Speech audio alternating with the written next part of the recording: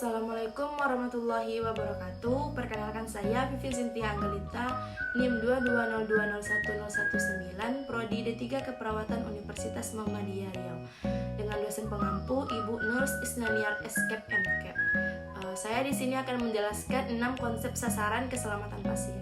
6 sasaran keselamatan pasien. Yang pertama, ketepatan identifikasi pasien. Yang kedua, peningkatan komunikasi yang efektif. Yang ketiga, peningkatan keamanan obat yang perlu diwaspadai, high alert medication. Yang keempat, kepastian tempat lokasi, tempat prosedur dan tempat pasien operasi. Yang kelima, pengurangan risiko infeksi terkait pelayanan kesehatan. Yang keenam, pengurangan risiko pasien jatuh. Sasaran yang pertama yaitu identifikasi pasien. Identifikasi pada saat yang pertama sebelum pemberian obat, pemberian darah atau produk darah. Yang kedua, sebelum pengambilan darah dan spesimen lain untuk pemeriksaan klinis. Yang ketiga, sebelum memberikan pengobatan. Yang keempat, sebelum memberikan tindakan. Identifikasi pasien sebelum menggunakan identitas dari minimal 3 identitas. Yang pertama, nama pasien sesuai KTP. Yang kedua, tanggal lahir pasien. Dan yang ketiga, nomor rekam medis pasien. Bandingkan dengan gelang pasien. Pertemuan pertama sebelum pemberian obat pada pasien dengan gelang identitas. Contohnya, berikan pertanyaan terbuka dan menanyakan nama lengkap dan tanggal lahir pasien. Contohnya, bisa Bapak atau Ibu sebutkan nama dan tanggal lahir Bapak atau Ibu. Berikan pasien untuk menyebutkan nama dan tanggal lahirnya. SPO pemasangan gelang identitas pasien. Pasangkan gelang pasien pada pergelangan tangan kanan. Bila tidak bisa digunakan tangan kanan, urutkan pemakaian gelang di tangan kiri, kaki kanan, dan kaki kiri. SPO pemasangan stiker penanda risiko pada pasien kondisi khusus. Pada warna merah, pasien dengan riwayat alergi. Pada warna kuning, pasien berisiko tinggi jatuh. Yang warna ungu, pasien DNT. Sasaran kedua yaitu peningkatan komunikasi yang efektif. Komunikasi antar petugas.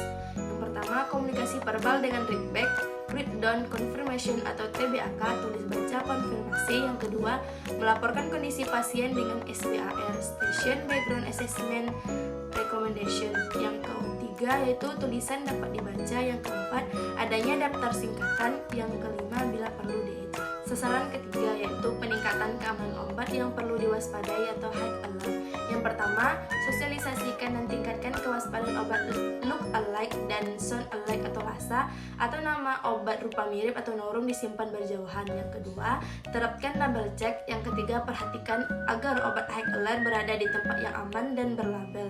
Tidak boleh disimpan di ruang perawatan kecuali di depo farmasi, IGD, kamar bersalin, kamar bedah, HCU, HDU, ICU, dan CVCU. Prinsip 6 benar. Yang pertama, benar pasien, benar obat, benar dosis, benar waktu, benar cara, dan benar dokumentasi.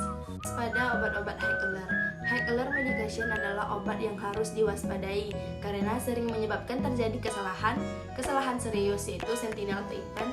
Obat yang berisiko tinggi menyebabkan dampak yang tidak diinginkan. Saran yang keempat yaitu kepastian tempat lokasi, tempat prosedur, dan tempat pasien operasi. Sebelum dilaksanakan operasi, terapkan pengisian checklist keselamatan operasi untuk memastikan tempat pasien, tempat prosedur, dan tempat daerah atau lokasi operasi. Berikan tanda pada sisi operasi yang tepat dengan cara yang jelas, dimengerti, dan libatkan pasien dalam hal ini.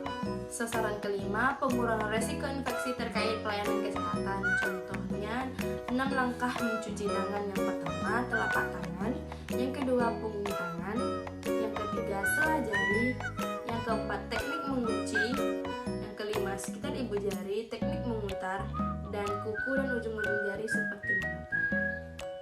Nah, adapun lama cuci tangan memakai hand rub yaitu 20-30 detik dan memakai hand wash 40-60 detik. Adapun 5 momen yang harus kita pelajari. Yang pertama yaitu sebelum kontak dengan pasien, sebelum melakukan tindakan aseptik, sesudah terkena cairan tubuh pasien, setelah kontak dengan pasien, setelah kontak dengan lingkungan pasien. Sasaran yang keenam yaitu pengurangan risiko pasien jatuh. Identifikasi pada saat pasien sebaiknya dinilai risiko jatuh saat pendaftaran, saat transfer dari unit satu ke unit lain, setelah pasien jatuh, regular interval bulanan atau mingguan atau harian. Setiap pasien yang masuk ke dalam rumah sakit dinilai risiko jatuh dengan menggunakan form penilaian risiko jatuh. Tempelkan stiker kuning pada gelang identitas pasien. Baiklah, sekian dari video presentasi saya. Apabila ada salah kata, saya minta maaf.